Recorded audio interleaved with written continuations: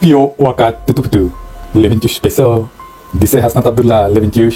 সেনাপ্রধানের দিক থেকে মূল ভেটোটা ছিল যে ডক্টর মোহাম্মদ ইউনূস কেন, why not any other person. Doctor Mohammad Yunus নামে মামলা আছে, তিনি একজন কনভিক্টেড পারসন। একজন কনভিক্টেড পারসন আসলে কিভাবে দেশের প্রধান উপদেষ্টা হতে পারে? দর্শক শিরোনাম দেখে বুঝতে পারতেন যে জেনারেল ওয়াকারুজ্জামানকে নিয়ে বৈষম্য বিরোধী আন্দোলনের নেতা হাসনাত আব্দুল্লাহ ফেসবুক স্ট্যাটাস, যিনি গতকাল বাংলাদেশ সময় রাতের বেলায় মধ্যরাতে তিনি দিয়েছেন।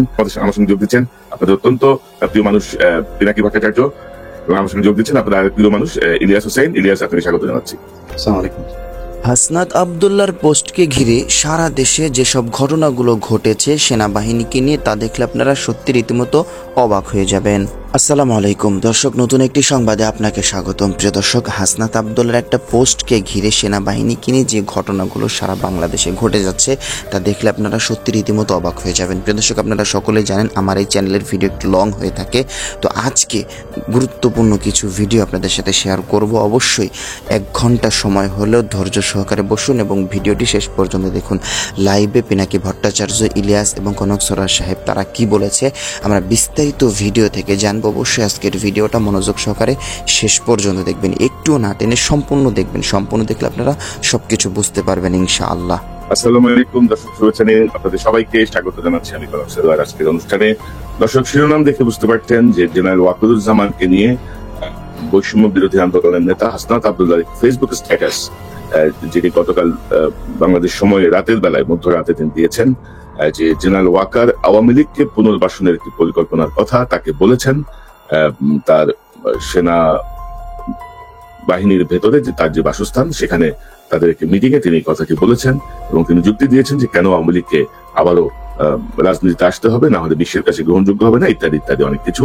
এই বিষয়টির পরেই বাংলাদেশের ছাত্র সমাজের একটি প্রতিক্রিয়া, সাধারণ মানুষের মধ্যে একটি প্রতিক্রিয়া, রাজনৈতিক যে দলগুলো আছে তাদের মধ্যে একটি প্রতিক্রিয়া, সব মিলিয়ে রাজনীতি আবার একটি গরম পরিস্থিতি, এটি একটি অন্যদিকে টার্ন নিচ্ছে এমন একটি অবস্থা। তো এই সার্বিক পরিস্থিতি, সার্বিক বিষয় নিয়ে আমরা কথা বলবো। আমার সঙ্গে যোগ দিচ্ছেন, কারো বিস্তারিত পরিচয় দেওয়ার কিছু নেই, আমার সঙ্গে যোগ দিচ্ছেন আপনাদের অত্যন্ত প্রিয় মানুষ পিনাকি ভট্টাচার্য। কোনো বিশেষণে যাওয়ারই কোনো সুযোগ নেই, পিনাকিদা আপনাকে স্বাগত জানাচ্ছি। ধন্যবাদ। এবং আমার সঙ্গে যোগ দিচ্ছেন আপনার প্রিয় মানুষ ইলিয়াস হোসেন। ইলিয়াস, আপনাকে স্বাগত জানাচ্ছি। আসসালামু আলাইকুম। তো দাদা, এই যে পরিস্থিতি, জেনারেল ওয়াকারের হঠাৎ করে, আমি আজকে শিরোনামটা দিয়েছি মানে জেনারেল ওয়াকারের নেকাব খুলে গেছে। নেকাবটা আসলে মুখোশ না, নেকাবটা জাস্ট একটা আড়াল যেটি আসলে বোরকার সঙ্গে পড়া হয়। তো এটা মুখোশও বলতে চাই নাই, এই জন্য নেকাবটা এই জন্য শব্দটা ব্যবহার করা হয়েছে। তো ওনার হঠাৎ যেটি নেকাব খসে পড়লো, আহতরা এখনো হসপিটালে, 1 বছরও হয় নাই, মানে এরকম একটা রক্তাক্ত বিপ্লবের 1 বছরও পূর্ণ হয় নাই, কিন্তু এর মধ্যে উনি ইনক্লুসিভ ইলেকশনের কথা ভাবছেন, উইদাউট আওয়ামী লীগ কি হবে না। অথচ দেখেন 3টা ইলেকশন হয়ে গেছে যেখানে বিএনপি ছিলই না। তো মানে তখন কিন্তু ওনারা তো মানে যার যার স্ব অবস্থানই তো ছিলেন না, কেউ একবার কারোর মধ্যে কোনো প্রতিক্রিয়া আমরা কিন্তু দেখিনি। তো হঠাৎ করে এই বিষয়টা কেন আসলো, বা আপনি ইঙ্গিত দিচ্ছিলেন, আমরা কিন্তু বিভিন্ন সময় কথা বলছিলাম। পাশাপাশি জেনারেল ওয়াকার কিন্তু গত 7 মাসে আওয়ামী লীগের যারা ঘনিষ্ঠ তাদের কাউকে কিন্তু সরান নাই, মানে সবাই বহাল ছিল। তো আপনার কাছ থেকে শুরু করি, নাকি আপনার কাছ থেকে শুরু করি। প্রথমে সবারই একটা প্রশ্ন যে আসলে ওয়াকার সাহেব কি চাচ্ছে, কেন এরকম করছেন, এবং গত 25শে ফেব্রুয়ারি থেকে উনি যে অ্যাগ্রেসিভ ভাবে অ্যাড্রেস করছেন, সেই অ্যাগ্রেসিভনেস এর পিছনে কারণটা কি? আমরা ছোটবেলায় গ্রাম দেশে আমরা দেখতাম যে গ্রাম দেশে বাঁশঝাড় থাকতো, বাঁশঝাড়ের ওইখানে অন্ধকার, দুই দিক দিয়ে বাঁশ টাস ছাড়া ইয়ে হতো, এবং মনে করা হতো যে ওইখানে ভূত পেতনি থাকে, জিন ভূতের আসর টাসর হয়, এবং ওই জায়গা দিয়ে যাওয়ার সময় আমরা গান গাইতাম, জোরে জোরে কথা বলতাম যেন জিন ভূতের আসরটা যেন না। তো ওয়াকার সাহেবের অবস্থা হয়েছে এরকম আর কি, উনি জোরে জোরে গলার জোর বাড়ায় উনি দেখানোর চেষ্টা করতেছে যে উনি ভয় পান নাই, কিন্তু আসলে উনি ভয় পেয়েছেন। ঘটনা হচ্ছে উনি কিসের ভয় পান? ভয়টা হচ্ছে জাতিসংঘের সেই রিপোর্ট, যে রিপোর্টটা আমি বলছি যে এটা একটা বিস্ফোরক, এবং এটা পাতায় পাতায় সত্রে সত্রে লেখা আছে কোন বাহিনীর কে কিভাবে মানুষের মানবাধিকার লঙ্ঘন করছে, গণহত্যা চালাইছে, গণহত্যার সহযোগী হয়েছে, এভিডেন্সকে ধামাচাপা দেওয়ার চেষ্টা করছে, এবং সমস্ত জায়গায় সুপিরিয়র রেসপন্সিবিলিটিতে ওয়াকার সাহেব আছে, এবং ওয়াকার সাহেব এই বিচারটাকে এড়াতে চান। এটাই হচ্ছে ওনার এই জোরে জোরে কথা বলা এবং ইনস্টিটিউটকে বিতর্কিত না করতে বলার আহ্বান জানানোর পিছনে কারণ। এখন মুশকিলটা হচ্ছে কি, যে এই রিপোর্টটা তো আর প্রফেসর ইউনূসের সরকার তৈরি করেনি, রিপোর্টটা তৈরি করছে জাতিসংঘ। রিপোর্টটা যদি কেউ ডিটেইল পড়ে দেখে তাহলে দেখবে যে মানে প্রমাণ হিসাবে তুলে ধরার ক্ষেত্রে জাতিসংঘ যে মেটিকুলাসলি প্রত্যেকটা তথ্য, প্রত্যেকটা এভিডেন্সকে কতবার ভেরিফাই করছে, হ্যাঁ, তার কোনো ইহত্যা নাই। মানে ধরেন আমি একটা এক্সাম্পল দিই, ধরেন একটা ছবি ব্যবহার করছে, হ্যাঁ, এই ছবিটা কিভাবে কোথায় কোন সোর্স থেকে পাইছে, কিভাবে সেটা ভেরিফাই করছে, কিভাবে ফটো ইমেজটাকে এনহ্যান্স করছে, কে করছে, হ্যাঁ, কোন ফরেন্সিক ল্যাবরেটরিতে এটা এনহ্যান্স করা হয়েছে, কোন ফরেন্সিক সায়েন্টিস্ট এটা এনহ্যান্স করছে, এভরিথিং ডিটেইল, মানে এর এইখানে যে এভিডেন্স গুলো দেওয়া আছে সেটা কোনোটাকে অস্বীকার করার কোনো ক্ষমতা নাই। এখন এই যে আমি একটা এপিসোড করছিলাম, আমি আর পরে আর করিনি, কারণ আমি ওই যে সমস্ত হেলিকপ্টার গুলো আকাশে উঠছিল, এই হেলিকপ্টার গুলোতে ক্রু কার আছে এটার একটা তালিকা আমি পাইছি, এবং আমি একটা সম্ভবত আমি প্রথম যে হেলিকপ্টারটা উঠছিল এবং যেখান থেকে প্রথম গুলি করা হয়েছিল সেই ক্রু এর তালিকা দিয়েছিলাম আমি, যে কে কে ছিল, অ্যামিনিশন কে কি উঠছিল, অ্যামিনিশন কতটা খরচ হয়েছে, সেইটার হিসাব সহ আমি দিচ্ছিলাম। তো এই ডিটেলটা আছে। তো এখন দেখা যাচ্ছে কি যে এই হেলিকপ্টার গুলোতে প্রত্যেকটা কমান্ডিং পজিশনে আর্মি। তো ওয়াকার সাহেব এখন ওয়াকার সাহেবের চারপাশে তারা এখন ওয়াকার সাহেব সবাইকে বাঁচাইতে চাচ্ছে, এটাই হয়ে গেছে ওয়াকার সাহেবের মিশন। এখন ওয়াকার সাহেব বাঁচাইতে চাই, এর সাথে আর কে কে কারা কারা বাঁচাইতে চায়। ধরুন হাসিনার নামে তো একটা মামলা হবে, হাসিনার নামে শুধু না, হাসিনা, তার স্বরাষ্ট্রমন্ত্রী, তার যারা যারা সাথে সাথে ছিল, তার রাজনৈতিক নেতা টেতা সবগুলোর নামে মামলা। আচ্ছা, এরপরে মামলাটা যখন হবে তখন মোদির নাম আসবে না? মোদির নাম তো আসবে, মোদির নাম আসবে, কারণ সালাউদ্দিন সাহেবকে কিভাবে নিয়ে গেল, কিভাবে সে যে ইন্ডিয়ার একটা শহরে যে এসে আবিষ্কৃত হলো, তাই না? মৌলানা সাইদির যে সাক্ষী সুখরঞ্জন বালিকে তাহলে ঢাকা শহরের সুপ্রিম কোর্টের সামনে থেকে হাইজ্যাক করে নিয়ে যে কিভাবে সে ভারতের আদালত, ভারতের জেলে এসে ল্যান্ড করলো, এই বিষয়গুলো তো আসবে। এবং হাসিনার রেজিমকে আপনি কোনোভাবে মোদির সাথে আলাদা করতে পারবেন না। তো হাসিনা যখন ট্রায়ালের মুখোমুখি হবে, বিচারের মুখোমুখি হবে, মোদিও বিচারের মুখোমুখি, সেই জন্য ইন্ডিয়া চাচ্ছে এই বিচারটা যেন না হয়, হাসিনা চাচ্ছে এই বিচারটা যেন না হয়, ওয়াকার চাচ্ছে এই বিচারটা যেন, এবং সে কারণে ওয়াকার আয়নাঘর ভিজিট করতে দেয়নি, এবং সে কারণে ওয়াকার আয়নাঘরের এভিডেন্স গুলোকে সিস্টেমেটিক্যালি ডিস্ট্রয় করছে। এবং এই জন্যই ওয়াকার সবাই যত 662 জন পারপিট্রেটর, বিচারক, পুলিশ অফিসার ইত্যাদি ইত্যাদি ইত্যাদি, আওয়ামী লীগ নেতা ইত্যাদি থেকে রক্ষা করছে এবং তাদেরকে। এটাই হচ্ছে ওয়াকারের প্ল্যান, ডিটেইল প্ল্যান, যেটা আসলে ইনফ্যাক্ট ইন্ডিয়া সে সেটাকে এক্সিকিউট করতে চায়। এখন এটাকে কিভাবে এক্সিকিউট করবে? এক্সিকিউট করার জন্য প্রথম ইয়ে হচ্ছে যে এখন এমন একটা আওয়ামী লীগ লাগবে যে আওয়ামী লীগটা শুদ্ধ, পিওর, ভালো আওয়ামী লীগ আছে। এবং আমি খুবই হতাশ হয়েছি যে আমাদের অত্যন্ত শ্রদ্ধাভাজন কেউ কেউ বলছেন যে আওয়ামী লীগের শেখ পরিবারের বাইরের কেউ যদি এসে রাজনীতি করে আওয়ামী লীগের রাজনীতি, সেটা আমরা গ্রহণ করবো। No way, no way. Awami লীগের রাজনীতি কি আসে? আপনি কি রাজনীতি করছে? আপনাদের রাজনীতিটা কি? আপনার রাজনীতি হচ্ছে ধর্মনিরপেক্ষতা, বাঙালি জাতীয়তাবাদ, বাঙালি জাতীয়তাবাদ, সকল গণতন্ত্র, এবং এইটার নামে বাংলাদেশে একটা ফ্যাসিবাদ কায়েম করা। এটাই তো তার রাজনীতি। দুইবার আওয়ামী লীগ ক্ষমতায় ছিল, শেখ মুজিবুর আমলে ক্ষমতায় ছিল, সে ফ্যাসিবাদ কায়েম করছে, একদলীয় শাসন কায়েম করছে। শেখ হাসিনার আমলে 15 বছরের শাসনে একই জিনিস সে ফ্যাসিবাদ কায়েম করছে। আওয়ামী লীগের রাজনীতি ফ্যাসিবাদ, রাজনীতি। তাহলে আওয়ামী লীগের কি রাজনীতি? ভালো ফ্যাসিবাদ হয় নাকি? ফ্যাসিবাদের তো কোনো ভালো মন্দ নাই, মানে গুয়ের তো কোনো ভালো গু মন্দ গু নাই, গু অলওয়েজ গুয়ের কোনো ভালো মন্দ তো নাই। তো এই জন্য এই ভালো আওয়ামী লীগ, মানে ভালো আওয়ামী লীগের প্রতিভূকে, ভালো আওয়ামী লীগের প্রতিভূ হচ্ছে শিরিন শাহ, ভালো আওয়ামী লীগের প্রতিভূকে, ভালো আওয়ামী লীগের প্রতিভূ হচ্ছে সাবের হোসেন চৌধুরী। কেন ভালো আওয়ামী লীগ? কারণটা হচ্ছে এখানে ক্লাস, শ্রেণী। এখন তোমরা বলবা যে দাদা আপনি আবার কমিউনিস্টের মধ্যে ঢুকেন। এইটাই হচ্ছে আসল বাংলাদেশের প্রবলেম, রুলিং এলিট ক্লাস। এই যে রুলিং এলিট ক্লাস, ইংরেজি জানা ক্লাস, এটাই হচ্ছে সবসময় ক্ষমতায় থাকবে। এটাই ডেইলি স্টার, এটাই প্রথম আলো, এটাই সাবের হোসেন চৌধুরী, এটাই শিরিন শারমিন। ইংরেজি শিক্ষায় শিক্ষিত, ওই যে ইংরেজি যেহেতু ঠিকই কইছি, সেই জন্য ইংরেজি জানা এই রুলিং ক্লাস সবসময় ক্ষমতায় থাকবে। সেটা আওয়ামী লীগের নামে হোক, এটা মিলিটারি শাসনের নামে হোক, এটা বিএনপির নামে হোক, এটা হোয়াট এভার নামে হোক, এটাই তারা থাকতে চায়। এবং এটাই যদি থাকে তাহলে সেটা ইন্ডিয়ার স্বার্থটাকে রক্ষা, ভারতের স্বার্থটাকে রক্ষা। এখন এখানে প্রশ্ন করতে পারে যে এই গ্রুপটা কেন আসলে ইন্ডিয়ার স্বার্থটাকে রক্ষা করবে? কারণ তারা ইন্ডিয়ার সাথে ইকোনমিক্যালি এন্ড ইমোশনালি কানেক্টেড। আরেকটা জিনিস হচ্ছে কি, যে বাংলাদেশের যারা রুলিং এলিটস, হ্যাঁ, যারা এই যে ইংরেজি জানা এলিট, তারা পশ্চিমের সাথে কানেক্ট করতে পারে, ওয়েস্টের সাথে কানেক্ট করতে পারে। আপনি দেখেন এই যে ধরা যাক আমি যদি ইয়ের কথাই বলি, মানে এটা পার্সোনালি নেওয়ার কিছু না, ধরেন মাহফুজুর রহমান একজন খুবই বাংলাদেশের এনলাইটেন্ড একজন মিডল ক্লাস এবং রুলিং ক্লাস ইন্টেলেকচুয়াল, এবং তার তো কোনো কিছুর অভাব নেই, টাকা পয়সার অভাব নাই, তার মেয়েকে পড়াইছে ভালো জায়গায়। এখন বলেন তো তার মেয়ে কি করে? কিছুই করে না, ইনফ্যাক্ট কিছুই করে না। সে লন্ডনে কিছুই করতে পারে না, তার ক্যারিয়ার ডুম, কিছুই না। হ্যাঁ, বা ধরেন আপনি জয় তো একটা ইয়ে পরিবারের, একটা সুবিধাপ্রাপ্ত পরিবারের ছেলে। আমার বাবা তো স্কুল টিচার রে ভাই, হ্যাঁ। তো জয়ের মা তো প্রাইম মিনিস্টার ছিল, সে তো শেখ মুজিবের নাতি, এটা প্রিভিলেজ ফ্যামিলি থেকে। কি করছে জয়? ইউর ক্যারিয়ার, গ্লোবাল কন্ট্রিবিউশন কি? কিছু না, নাথিং।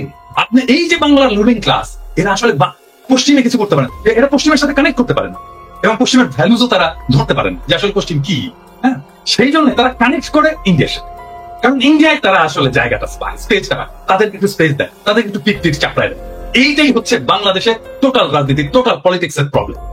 এবং এই কারণে এই জায়গাটা থেকে আমরা বাড়িতে পারতেছি না। এই জন্য আমি মাঝে মাঝে বলি না যে আমি যদি দেশে যাই, এই নষ্ট শহরগুলোকে জ্বালাই দিব একেবারে, কারণ এইটাকে ধ্বংস করে না দিতে পারলে, এই এলিটিজমকে ধ্বংস করে না দিতে পারলে, আপনি এই যে ফ্যাসিবাদের যে চক্কর, এই যে এলিটিজমের যে চক্কর, এটা থেকে বাইরে হতে পারবে। এই যে ঘুরে ফিরে আপনাকে একবার মাহফুজা নাম দেখাবে, একবার মতিউর রহমান দেখাবে, একবার সাবের হোসেন চৌধুরীকে দেখাবে, একবার শিরিন শারমিনকে দেখাবে, এই ইভেন ইনফ্যাক্ট আপনি প্রফেসর ইউনূসের মন্ত্রিসভাতে এলিটের বাইরে কেউ না, মানে যারা এই বাংলাদেশের এলিট সোসাইটির ক্লাসের মেম্বার্স, এর মধ্যে ছাত্ররা দু একজন ঢুকছে, এর বাইরে আর সবাই এলিটস। আপনি দেখেন, মানে আচ্ছা বলেন কোন, আমি বলি এটা এখন বললে অন্যরকম শোনায়। প্রফেসর ইউনূসের একজন মিডিয়ার দরকার, একজন মিডিয়াতে কাজ করে, বিদেশে থাকে, এরকম একজন এক্সপার্ট আমার বিশেষ সহকারী দরকার। কাকে বলেন তো? আমি আপনাদেরকে বলছি না, আমি দর্শকদেরকে বলছি। আচ্ছা আপনারা বলেন তো, আপনাদের কার নামটা মনে আসে? বলেন তো কার নামটা মনে আসে? আমাকে যদি বলতো যে প্রফেসর ইউনূস, যে আপনি নাকি আমাকে একটু খুঁজে দেন তো, আমার একজন বিশেষ সহকারী দরকার, একজন ভালো করতে পারবে, বিদেশে থাকে, লেখাপড়া করছে, আমার মাথায় প্রথম কনক স্যারের নাম আসতো। কনক স্যার পিএইচডি করে এলিট গ্রুপে ঢুকতে পারেনি, কারণ ওই যে এলিট সোসাইটি, ওই যে আলিরিয়াল মিলে যে সোসাইটিটা তৈরি হয়েছে, ওটার মধ্যে কনক স্যার নাই।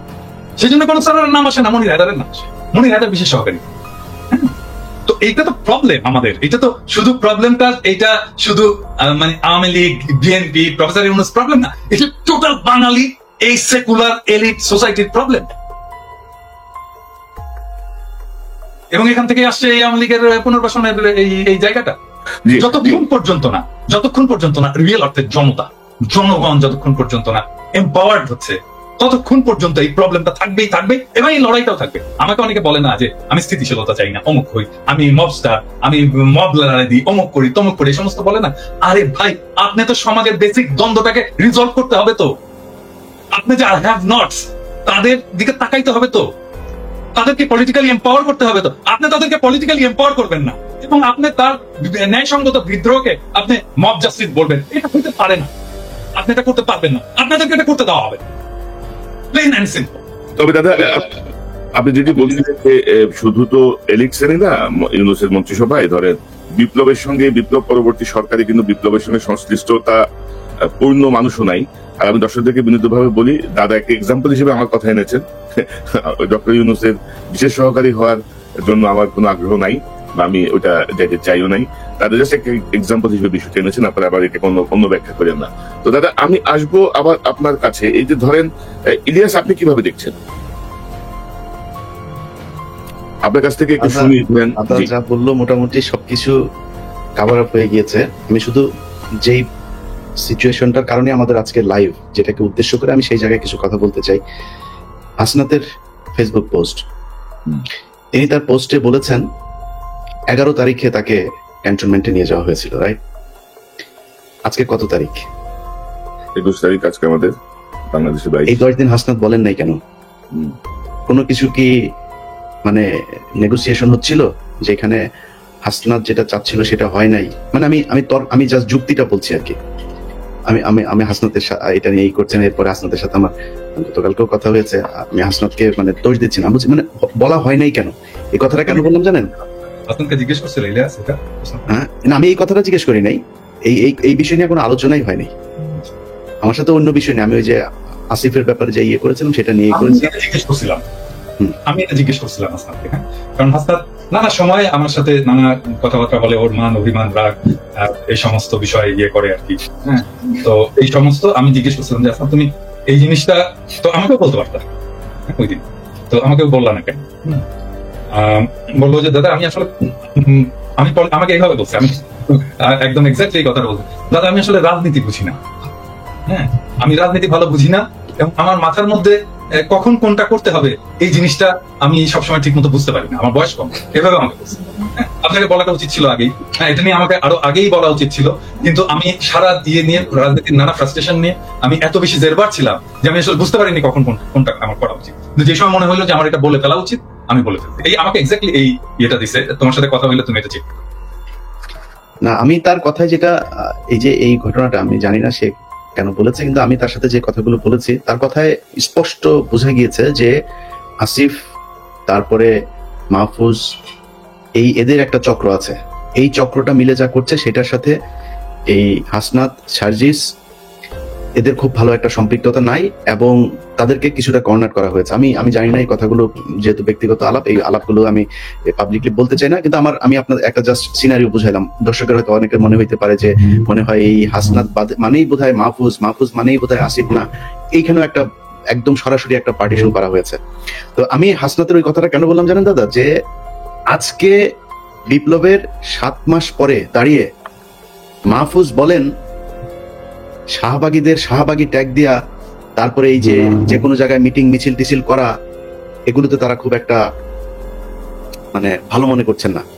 ওনারা এসছেন হচ্ছে এই মবের মাধ্যমে, এসে তারপরে এখন কিছু কিছু জায়গায় নিজেদের সুবিধা মতো বাগিয়ে নিয়ে এখন আর ওনারা কোনো বিশৃঙ্খলা চান না। এখন যেখানে যে জায়গায় আছেন সেই জায়গায় থেকে তারপরে ওনারা চান এটা চলুক এইভাবে, এটাই ওনারা চান।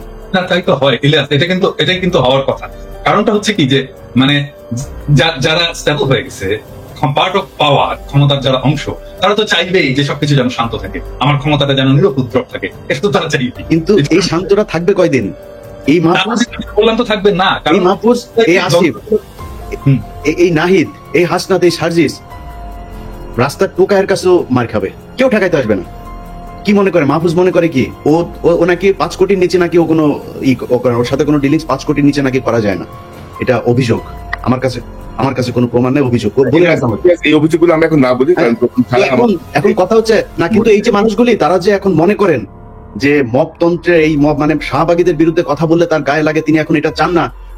মাহফুজকে 1000 কোটি টাকার মালিক বানাই দেবো আমি, $1 বিলিয়ন মালিক বানাই দেবো। $1 বিলিয়ন $1 বিলিয়ন মালিক হওয়ার পরে মাহফুজ মনে করে কি মেম্বার নির্বাচন করে পাশ করে আসতে পারবে? মাহফুজ যাক, তো ওরা স্থানীয় নির্বাচন করতে চাইছে কেন? ওরা আগে ওই করতে চায়, ওই যে টুর্নামেন্টের আগে, বড় টুর্নামেন্টের আগে কিছু ম্যাচ হয় না, ওইটা খেলে ওরা মনে হয় মেম্বারই নির্বাচন, ধরেন আসিফকে এই হাতি মার্কায় অমুক ইউনিয়ন পরিষদের মেম্বার নির্বাচনে ভোট দিন, এভাবে মনে ওরা মেম্বার হিসাবে আগে দেখে আসতে চাচ্ছিল মাঠটা কি অবস্থা, তারপরে জাতীয় নির্বাচন। জামানত নিয়ে আসতে পারবা না বিএনপি এবং জামাতের কাছ থেকে। অতএব এত লাফানোর কিছু নাই যে আপনি এসছেন মপতন্ত্রের মাধ্যমে, আপনি এখন এসে সবকিছু আইন কানুন ভাবে তারপরে দেখেন। আইন, এই যে বিচারকগুলোকে আপনি সরাইলেন, কোন আইন দিয়ে সরাইছিলেন? উপদেষ্টা বানাইছিলেন বাংলাদেশের সংবিধানে ছিল, আপনি বসালেন কেন? আপনারা যেভাবে উপদেষ্টা হয়েছেন এটা কোন আইনে ছিল? এখন বিডিআর এর মামলার সময় আপনি আইন দেখান, এখন উদিচির মামলার সময় আপনি আইন দেখান, 21শে আগস্টের মামলার সময় আপনি আইন দেখান। ওই ফেনীতে যে বনজ কুমার আর ব্যারিস্টার সুমনরা যেটা করে গিয়েছে, সেই 16 জন মানুষ এখন পর্যন্ত তারা কেন কন্ডেম সেলে আছে? আপনি করতে পারেন নাই, সময় পান নাই। শামা ওবায়দের সাথে অন্ধকারে সিনেমা হলে চিপাই গিয়া বসে সিনেমা দেখার সময় পান, এই কাজ করার সময় পান না। এটার জবাব বাংলাদেশের মানুষের কাছে। আমি বলেছি যে 5 বছর 10 বছর 20 বছর যত বছর প্রয়োজন হয় থাকুক তারা। আমরা তো বিএনপির কাছ থেকে বেশি সুবিধা নিতে পারতাম, তাই না? আমরা সেটা করিনি, আমরা বলেছি এরা থাকুক। বরং বিএনপি অনেক ক্ষেত্রে এই বাংলাদেশের সবচেয়ে, এই যে 3 জন লোক এখন বসে কথা বলছে এখানে, এই 2-3টা লোক এখন বিএনপির সবচেয়ে বড় শত্রু। কার জন্য হয়েছে? আমরা বাংলাদেশের মানুষের জন্য, এই ছাত্রদের জন্য। তারা কোনাই ধরে না, মনে হয়েছে যে এইভাবে এসে তারপরে কয়েক বিলিয়ন টাকা কামায় তারপরে মনে হয় তারা বাংলাদেশে আবার ক্ষমতায় আসবে। এত সহজ? আপনার মতো এরকম কয়েক বিলিয়ন ডলারের মালিক বাংলাদেশে বিএনপির অনেক নেতা আছে, নাম ধরে বলতে পারি, তারা আওয়ামী লীগের সময় কামাইতো। আপনি কি মনে করেন নাকি আজকে এই বিতর্কে আর গেলাম না, তারা কামাইতে পারতো? কিন্তু তারা আপনি বাংলাদেশের রাজনীতি করতে পারবেন, আপনার সাথে বহু টাকা লোক বসে আছে বাংলাদেশে। আমি একটা জিনিস, সরি ইলিয়াস, আমি ইন্টারাপ্ট করার জন্য, যে জিনিসটা আমি আমার সকালবেলা দেখে খুবই মেজাজ খারাপ হয়েছে। নাসিরউদ্দিন পাটোয়ারি, জাতীয় নাগরিক পার্টির একজন খুবই গুরুত্বপূর্ণ নেতা, সে আজকে একটা স্ট্যাটাস দিচ্ছে, মানে আমার দেখছেন একটা স্ট্যাটাস, ইলিয়াস দেখছো? আমি থাকবো না। সেই স্ট্যাটাসে সে বলতেছে জিয়াউর রহমান লুটেরা। মানে কি ধৃষ্টতা! মানে এই ছেলের তো রাজনীতি করার কোনো অধিকারই নাই, রাইটই নাই, কোনো রাজনীতি করার বিন্দু মাত্র তার পলিটিক্যাল ট্রেনিং নাই। মানে সে জিয়াউর রহমান ক্যারেক্টারকেও বোঝেনি, জিয়াউর রহমানের রাজনীতিকেও বোঝেনি, জিয়াউর রহমানের কন্ট্রিবিউশনকেও বোঝেনি, এবং জিয়াউর রহমান বাংলাদেশের জন্য কি সেটাও বোঝেনি। সে বলে দিল লুটেরা। এত বড় ধৃষ্টতা, আশ্চর্য ব্যাপার। মানে একটা রাজনীতিতে মানে আমি বলবো যে এই সময়টা, এই যে ওয়াকারের এই ইস্যুটা নিয়ে একটা কিন্তু মোরালেস জাতীয় ঐক্যের একটা অবস্থা সৃষ্টি হয়েছে। কারণ তারপরে বিএনপির মিডিয়া সেলের পোস্টগুলো দেখেন, পোস্টগুলো আমরা যদি দেখি তাহলে দেখবো যে সালাউদ্দিন সাহেবের 5ই ফেব্রুয়ারির একটা মন্তব্য দিচ্ছে যে আমরা আওয়ামী লীগের বিচার চাই, আওয়ামী লীগের বিচারের মাধ্যমে, হ্যাঁ। তারপরে এই কতগুলো মিডিয়া সেলের পোস্ট সব প্রো পিপল, আমরা যা চাই সেইখানে, আর সেখানে নাসির পাটোয়ারি যে জিয়াউর রহমানকে লুটে বল। আরে বেটা কি বলবো, 2 দিনের পোলা। যখন রাজনীতি মানে কি আসলে এটাই বোঝে, রাজনীতি মানে তো ফ্রেন্ডশিপ তৈরি করা, বন্ধুত্ব তৈরি করা। তুমি বন্ধু বানাবা, তুমি যতজনকে পারবা বন্ধু বানাবা, তোমার ফেয়ার অফ করা।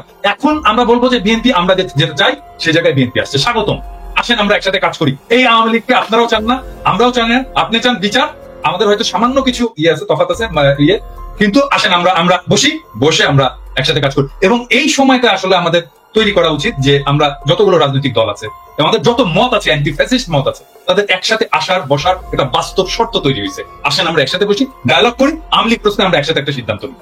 এবং আমার মনে হয় আমরা বাকি সবাই ইনক্লুডিং বিএনপি আওয়ামী লীগ নিয়ে এখন একসাথে একটা সিদ্ধান্ত নেওয়ার মতো অবস্থায় আমরা চলে আসছি, এবং দ্যাটস ওয়ান্ডারফুল। আজকে দেখেন 27 নম্বরে হয়েছে, এই যে আওয়ামী লীগ মিছিল করছে এই করে, হ্যাঁ, ছেলেরা থাকে, আমার তো ছাত্র দলের ছেলেদের এখন স্যালুট দিয়ে বলতে হচ্ছে যে ভাই বাবা বুকে আয়, হ্যাঁ, এইটাই তো চাই আমরা, তো এই ছাত্র দল চাই, আমরা তো এই বিএনপি চাই, হ্যাঁ। সো এখন তৈরি হয়েছে একটা অভূতপূর্ব একটা জাতীয় ঐক্যের প্রেক্ষাপট, যেই জাতীয় ঐক্যের উপরে দাঁড়ায় আমরা পরবর্তী জায়গায় যেতে পারি। আর নাসিরউদ্দিন পাটোয়ারি এখানে বলে দিল, আমার মনে হয় নাসিরউদ্দিন পাটোয়ারি শুধু, আমি জানি না কি অবস্থা, ওর ক্ষমা চাওয়া উচিত, জাতির কাছে ক্ষমা চাওয়া উচিত জিয়াউর রহমান সম্পর্কে দৃশ্যতাপূর্ণ মন্তব্য করার জন্য। এবং আমি এটা খুবই পার্সোনালি নিছি, ইউ অল নো যে আমি ব্যক্তিগতভাবে, শুধু পলিটিক্যালি না, ব্যক্তিগতভাবেও আমি জিয়াউর রহমান চরিত্রটাকে অ্যাজ পলিটিক্যাল লিডার, বাংলাদেশের একজন আইকন হিসেবে আমি কতটুকু রেসপেক্ট করি। এবং এই জায়গায় আমি জানি না নতুন জেনারেশনের কথা, আমাদের জেনারেশন কোনোদিন মেনে নেবে, কোনোদিন নেভার। এইটা যদি ছাত্ররা না জানে, নতুন দলের লোকেরা যদি না জানে, তাহলে রাজনীতি না করাই। দাদা, ওই যে ছাত্র উপদেষ্টা বা ছাত্র যারা নেতৃত্বে আছে, তাদের যে বডি ল্যাঙ্গুয়েজ বা তাদের যে হাবভাব আর কি, এটা ঠিক মনে হয় না তারা বিপ্লব করে আসছে আর কি, মনে হয় যেন একটা এলিট পলিটিক্যাল পার্টি। অনেক ভাই, আপনি দেখেন শুরুর দিকে আমরা যখন আসিফ নজরুলের ব্যাপারে কথা বললাম, আমি আসিফ নজরুলের ব্যাপারে কথা বলার পরে এই আসিফ সবার আগে এসে আসিফ নজরুলের পাশে দাঁড়াইলো, কিচ্ছু বলি নাই, হজম করেছে। আজকে আপনি আপনার বইতে লিখেছেন ক্যান্টনমেন্টে আপনি জানেন হাসনাত গিয়েছে, হাসনাত বলেছে না যায় না, এসে আপনি গিয়েছেন। এখন আমরা কোনটা, ক্যান্টনমেন্টে কিছু একটা ঘটেছিল, আমি বলেছিলাম যে ডক্টর ইউনূসকে প্রধান উপদেষ্টা বানাইতে চায়নি, আসিফ নজরুলকে বানাইতে চাইছিল। এখন তো আপনারা স্বীকার করছেন, এতদিন স্বীকার করেন নাই কেন? এতদিন স্বীকার করা উচিত ছিল। তাইলে তো আসিফ নজরুল, আসিফ আজকে যায় মানুষের কাছে যায় বলে যে সে তার আসিফ নজরুলের সাথে তার সম্পর্ক ভালো নাই, ইলিয়াস ভাই কেন আমার পেছনে লাগলো। আরে ভাই, আপনার সাথে ভালো সম্পর্ক না আমি কেমনে বুঝবো? আপনি প্রথম আলো নিয়ে আমার যে রক্তের ভেতরে এন্টি ইন্ডিয়ান যে সেন্টিমেন্ট আমার ভেতরে কাজ করে, তার সবচাইতে বাংলাদেশের প্রধান দোষর হলো গিয়া প্রথম আলো ডেইলি স্টার। আপনি সেই প্রথম আলোর কাছে যায় তারপর আপনার বই করেন, আপনি আর জায়গা পান নাই কোথাও। আপনার পক্ষে কথা বলবো কেমনে? আমরা তো বলতে চাই একটা দল দরকার ছিল যারা কিনা রাজনৈতিক শক্তির বাইরে গিয়া বাংলাদেশটাকে একটা সুন্দর জায়গায় নিয়ে যাবে। এই জন্য মানুষ জীবন দিয়েছিল, মানুষ আপনাদেরকে ব্ল্যাঙ্ক সাপোর্ট দিয়ে দিয়েছিল যে যা মনে চায় করেন, যত বছর প্রয়োজন হয় করেন। আপনার তো এই ডক্টর মোহাম্মদ ইউনূসকেই রাখতে চান নাই, তার মানে আসিফ নজরুলকে রাখতে চেয়েছিলেন। কে চেয়েছিল, কেন চেয়েছিল? তারা কি এখনো আছে আসিফ নজরুলের সাথে? তাহলে থাকলে তারা কারা? ক্যান্টনমেন্টের সেই অংশটাকে আমাদের সামনে তুলে ধরতে হবে। ক্যান্টনমেন্টের সাথে সেটা খুঁজে বার করা খুব জরুরি। ইলিয়াস, আমি আসতেছি একটা বিষয় একটু দেখাতে চাই। দাদা ধরেন এই যে নতুন দল গঠন, এই হাসনাতের এই স্ট্যাটাসের পরে আজকে আমি আসিফ মাহমুদের একটা ভিডিও ক্লিপ দেখলাম, আমি ওই ক্লিপটা দেখে একটু আলোচনায় আসতে চাই। এটা ইলিয়াসের বক্তব্যের সঙ্গে প্রাসঙ্গিক, আমি জাস্ট একটু দেখাতে চাই। প্রধানের দিক থেকে মূল ভেটোটা ছিল যে ডক্টর মোহাম্মদ ইউনূস কেন, why not any other person. Doctor Mohammad Yunus নামে মামলা আছে, তিনি একজন কনভিক্টেড পারসন। একজন কনভিক্টেড পারসন আসলে কিভাবে একটা দেশের প্রধান উপদেষ্টা হতে পারে? আওয়ামী লীগ একটা লোককে একেবারেই দেখতে পাচ্ছেন, এবং বাংলাদেশে তো আলটিমেটলি 30-40% পিপল আওয়ামী লীগকে সাপোর্ট করে।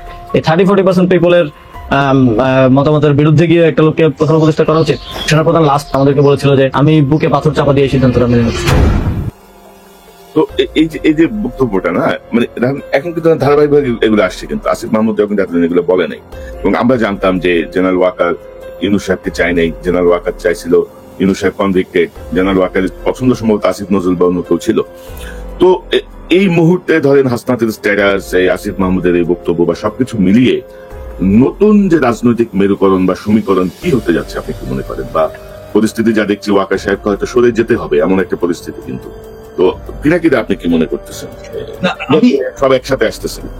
না আমি আমি এইখানে এখন আমি আসলে একটু কনফিউজিং জায়গায় যেতে চাই যে এখন আসলে কি করা উচিত। মানে আমার অনেকে বলে যে দাদা কোন দিকে যাচ্ছে দেশ, কি হবে না হবে। আমি বলি যে দেখেন দেশের অবস্থা এমন ভোলাটাই, প্রত্যেক মুহূর্তে প্রত্যেক দিন চেঞ্জ হচ্ছে। বলো এখানে কিছু প্রেডিক্ট করা যায় না, এখানে আপনাকে নেভিগেট করতে হবে। এখানে প্রেডিক্ট করতে পারবেন না, নেভিগেট করতে হবে। সো নেভিগেট কে করবে? নেভিগেট করার যারা অ্যাক্টর আছে তারাই নেভিগেট করবে, রাজনৈতিক দলগুলো করবে, সোশ্যাল ইনফ্লুয়েন্সাররা করবে, রাজনীতির অ্যাক্টিভিস্টরা করবে, সরকার করবে, এই ব্যুরোক্রেসি করবে, এরা মিলে সবাই নেভিগেট করবে। সো এই নেভিগেশনে আসলে কে জিতবে?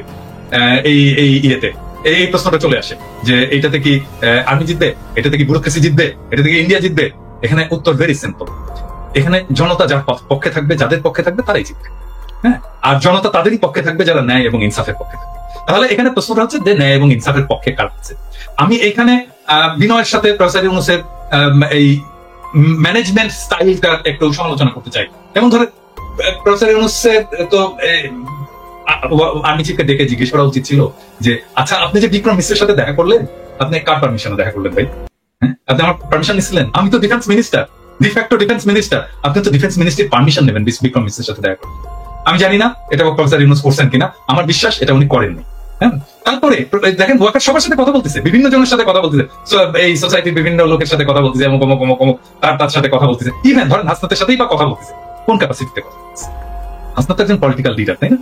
মানে আর্মি চিফের বাসায় যে হাসনাত এরকম পলিটিক্যাল লিডাররা কথা বলবে, এটা বলতে দেবো আমরা? মানে এটা প্রফেসর ইউনূসের পারমিশন দিচ্ছে তো প্রফেসর ইউনূসকে কিভাবে ম্যানেজ করছেন? আমার ইয়ে হচ্ছে যে প্রফেসর ইউনূসকে ওনাকে ডাকতে হবে, ডেকে বলতে হবে যে আপনি যে এগুলো করছেন আপনি তো পারমিশন দেবেন। এখন হইতে পারে প্রফেসর ইউনূস আর্মির সাথে সরাসরি ডিল করতে চান না, তো ফাইন, ওনার একজন বিশেষ সহকারী আছেন, একজন জেনারেল আছেন, উনি করুক এটা, ওনাকে দায়িত্ব দিয়ে দিন। কিন্তু আমরা তো এইভাবে ছেড়ে দিতে পারি না, আর্মিকে তো ফ্রি হ্যান্ড দিতে পারি না যে পলিটিক্সে সে একটা রোল রাখে। নো ওয়ে, এটা আর্মির কাজ না। আর এখন ধরেন মানে আর্মি ডিক্লেয়ার করা হয়েছিল, একটা আইন শৃঙ্খলা পরিস্থিতি, একটা গ্যাঞ্জাম ট্যাঞ্জাম ছিল, ইয়ে হয়েছে, এখন অনেক হয়েছে। এখন আর্মি ফিরে যাওয়া উচিত, যারাকে ফিরে যাওয়া উচিত, আর্মির ইয়াং অফিসারদের ফিরে যাওয়া উচিত, সৈনিকদেরকে ফিরে যাওয়া উচিত অনেকগুলো কারণে। এক হচ্ছে এতদিন মাঠে থাকা উচিত না, 2 নাম্বার তারা ক্লান্ত, 3 নাম্বার তাদের প্রফেশনাল ট্রেনিং এর দরকার আছে। তোর ভাই আর্মিকে তো আমার ট্রাফিক পুলিশ আর এই মব পিটানোর কাজে লাগানোর দরকার নাই, তাকে দেশ রক্ষার কাজে লাগাবো, আমি তাকে ট্রেনিং দেবো, আমি তার স্কিল বাড়াবো, তাকে ক্যান্টনমেন্টে যে তার যুদ্ধবিদ্যা শেখাবো, আমি সেই ক্যান্টনমেন্টে ফিরে যাই। আর্মিকে দ্রুত ক্যান্টনমেন্টে ফিরে নিয়ে যাওয়া হোক এবং ফিরে নিয়ে যেতে তাদেরকে বিশ্রাম এবং তার পরবর্তী কাজের মধ্যে লিপ্ত করা হোক।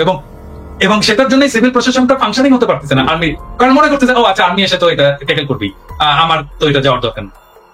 এই জায়গাটাকে একটা খুবই স্ট্রিক্ট প্রফেসর ইউনূসকে একটা রোল নিতে হবে যেন আর্মি কোনোভাবেই পলিটিক্স নিয়ে কোনো ধরনের চিন্তা ভাবনাই না করে। এটা তো আর্মির কাজ না রে ভাই, এটা তো ওয়ার্কারের কাজ না। আপনি কেন যাচ্ছেন? মানে কোন নির্বাচন ইনক্লুসিভ ভাবে কোনটা হবে না, এটা তো সেনাবাহিনীর প্রধানের চিন্তা করার বিষয় না, এটা রাজনৈতিক সরকার বা সরকারি যারা আছে তারা দেখবে। আর আপনি যেটা বলছেন দাদা, ম্যাজিস্ট্রেসি পাওয়া নিয়ে মাঠে থেকেও তো খুব বেশি আমরা সুফল কিন্তু পাইনি, মানে কোনো বিষয় নিয়ে আমরা খুব বেশি যে সুফল পেয়েছি তা কিন্তু না। এবং জেনারেল ওয়াকারের এই বক্তব্যটা বা আমি একটু রেসপেক্টফুলি কোন তোমার কথার সাথে একটু ডিসএগ্রি করতে চাই, কারণ হচ্ছে কি আমার কাছে ডেটা আছে, মানে একদম ভেরি সলিড ওই ক্রাইমের ডেটা আছে এবং ক্রাইম আসলেই কমেছে। আমি যদি জানুয়ারি 2024 থেকে আমি যদি এই বিপ্লব পূর্ব ডেটাগুলো দেখি, তার সাথে যদি বিপ্লব পরবর্তী ডেটাগুলো দেখি, সিগনিফিকেন্টলি ক্রাইম কমেছে, অপরাধ কমেছে। না দাদা, আমি যেটা বলতে চাচ্ছি, বোঝাতে চাচ্ছি সেটি হচ্ছে যে মানে আমাদের যে প্রত্যাশা, মানে আমাদের কাছে আমরা যখন আর্মি নিয়ে কথা বলি, আর্মির কাছে কিন্তু আমাদের প্রত্যাশা অনেক বেশি। এবং আপনি যদি দেখেন যে ফুল ম্যাজিস্ট্রেসি পাওয়ার নিয়ে আর্মি থাকার পরে পুলিশ নাই, ভরসার জায়গা ছিল একটাই যে আর্মি কন্ট্রোল করবে, কিন্তু সেই জায়গাটায় এটা নিয়ে আপনি কথা বলেছেন বা আমরাও কথা বলেছি, বিভিন্ন জায়গায় যে আওয়ামী লীগের যেসব অফিসার গুলো বসানো কমান্ডে, তারা বলছে সব চুপটা বসে থাকো, মানে এরকম মতো এসছে, যেটা আমাদের আর্মিকে ক্ষতিগ্রস্ত করছে। ওইটাই আমি বলতে যাচ্ছি আর কি, যে ফুল ফ্লেজের কাজ হয় নাই। আপনি বারবার বলেছেন জেনারেল ওয়াকারকে কাকে কাকে সরাতে হবে, কি কি করতে হবে, আমরা বলেছি, মানে কেউ যে গুলি করলো, যে বিজেপিতে পোস্টেড ছিল, গুলি করলো সরাসরি সাবমেশিন গান দিয়ে, এটাই মানে দাদা কোথাও কিন্তু কোনো শুনতেছে না, যেমন ওয়াকার সাহেব শুনতেছে না, ধরেন ইউনূস স্যার ওনার মন্ত্রিসভা নিয়ে আমরা এত কথা বলতেছি, সেই ঘুরে ফিরে কিন্তু সেই ট্র্যাশ গুলাই বসে আছে, কিন্তু চেঞ্জ হচ্ছে না। কিন্তু তো এগুলো আলটিমেটলি ডক্টর ইউনূসকে একটা পর্যায়ে যে মেলাইন করবে, একটা পর্যায়ে ক্ষতিগ্রস্ত করবে। এখনো হয়তো উনি বুঝতে পারছেন না, বাট অলরেডি তার প্রসঙ্গে অনেক কথা আসছে যে উনি কেন এদেরকে নিয়ে রাখছেন, বসায় রাখছেন এই লাইবিলিটিস গুলো। তো কথা কিন্তু কেউ শুনতেছে না, আর্মিও শুনতেছে না, সরকারও শুনতেছে না, এই হচ্ছে গিয়ে আমাদের অবস্থা। তো এখন আপনার কি মনে হচ্ছে এই যে ধরেন হাসনাতের বক্তব্য বা আসিফের এই বক্তব্য সবকিছু মিলে কোনো পরিকল্পিত কোনো কিছু কি আপনার কাছে মনে হয় দাদা? মানে কেউ পরিকল্পনা করে এই ঘটনাগুলো ঘটাচ্ছে কিনা, মানে পরিকল্পনা করে একটা পর একটা ঘটনা এসে ধরেন জিনিসটাকে অন্য কোনো শেপে যাবে কিনা? ওই যে আমি যে বললাম যে প্রেডিক্ট করা মুশকিল, কারণ এখানে অনেকগুলো ইন্টারেস্ট গ্রুপ তো কাজ করছে। মানে এখানে ইন্ডিয়া কাজ করছে, এখানে র কাজ করছে, এইখানে মিলিটারি ব্যুরোক্রেসি কাজ করছে, এখানে জেনারেল পারপিট্রেটর জেনারেল যারা গণহত্যা গুম খুনের সাথে যুক্ত ছিল তারা এখানে কাজ করছে, এখানে হাসিনা কাজ করছে, হাসিনার দলের লোকেরা কাজ করছে, তার ফান্ড ফাইন্যান্স কাজ করছে।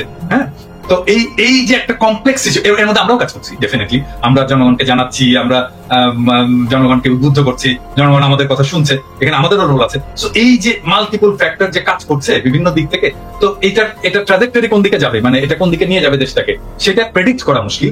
কিন্তু আমি বলবো যে আমি তো প্রেডিক্ট করি না, আমি নেভিগেট করি। আমি এর মধ্যে দিয়ে হাল বেয়ে আমি এক জায়গায় যেতে চাই আর কি, এর মধ্যে দিয়ে ড্রাইভ করে আমি এক জায়গায় যেতে চাই। সো আমি ড্রাইভ করে যাবো যেটা ন্যায় ইনসাফের পক্ষে, এবং আমরা সবাই থাকবো, জনগণকে আহ্বান জানাবো যেটা ন্যায় এবং ইনসাফ সেই জায়গায় থাকবেন। এবং আমি 4টা জিনিস বলছিলাম, কোনো মনে আছে কিনা, আমি আবার বলি সবাইকে। আমি 4টা জিনিস নিয়ে আমি কাজ করি এবং আমি চাই এটা আমাদের জাতীয় ঐক্যের ভিত্তি হওয়া উচিত। নাম্বার 1, বাংলাদেশে আওয়ামী ফ্যাসিবাদ জীবনে ফিরবে না, আমরা ফিরতে দেবো না। নাম্বার 2, বাংলাদেশে ভারতীয় আধিপত্যবাদ ফিরবে না, আমরা তাকে ফিরতে দেবো না। নাম্বার 3, আমরা বাংলাদেশে একটা সাম্যের সমাজ চাই। নাম্বার 4, বাংলাদেশে আমরা একটা ইনসাফের সমাজ চাই। আমার চাওয়া এই সামান্য 4টা জিনিস, এই 4টার জন্য আমি জীবন দিয়ে দেবো, এবং এইটাই আমার অন্যের সাথে ঐক্য করার ভিত্তি হবে। এবং আমি প্রফেসর ইউনূস সরকারকেও বলবো যে আপনার কাজের মধ্যে এই 4টার রিফ্লেকশন ঘটা। এবং আমি বিএনপি কে বলবো, জামাত ইসলামীকে বলবো, বাংলাদেশের সকল রাজনৈতিক দলকে বলবো যে এখন আপনারা বসে আসেন, আমরা একটা জাতীয় ঐক্য তৈরি করতে পারি কিনা।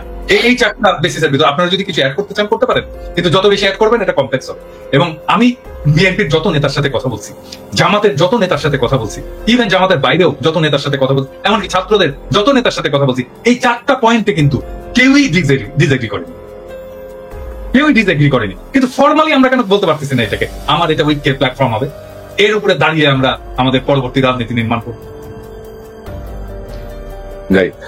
তবে দাদা, এই যে সেনাপ্রধানের উদ্ভূত যে পরিস্থিতি বক্তব্য, এটা নিয়ে আমার মনে হয় যে আইএসপি এর একটা ব্যাখ্যা খুব জরুরি। আসলে সেনাপ্রধান কেন বলেছেন, কোন প্রেক্ষিতে বলেছেন, কি বিষয়, এটা ব্যাখ্যা আমরা খুব সহজ কিন্তু আইএসপি আর কি ঠিক কথা বলবে, মানে আইএসপি সেটাই বলবে যেটা তাকে বলে দেওয়া হবে। এটা ইয়ে না, আমরা এটা অনেক পরে জানতে পারবো যে আসলে কেন এটা হয়েছিল। আমি একটা ইন্ডিকেশন পাইছি যে আসলে উনি কেন এত ভয় পাইছেন, একটা ইন্ডিকেশন পাইছি, এটা কালকে খুলবো নি আমার দর্শকদেরকে।